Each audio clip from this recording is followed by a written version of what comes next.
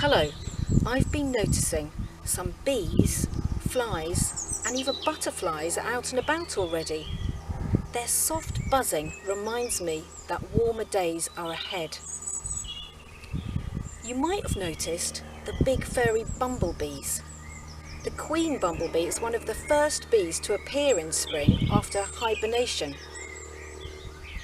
I know I'm ready for my breakfast after one night's sleep, so imagine how hungry she is after sleeping all winter.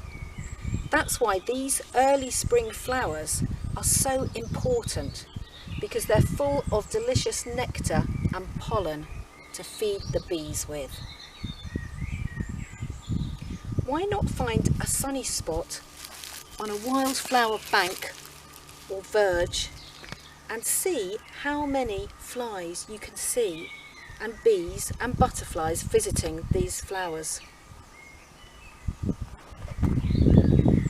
You could also get to know the names of the flowers.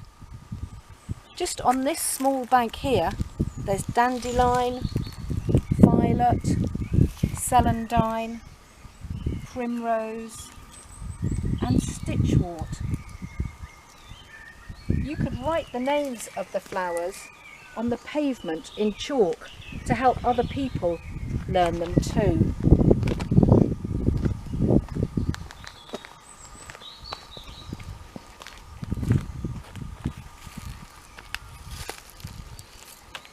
Native spring flowers are really important for the bees and the flies and the butterflies to feed on.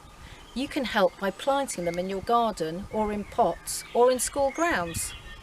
If you think your school would like to get involved in a wildflower project, then get in touch with me at the High Weald.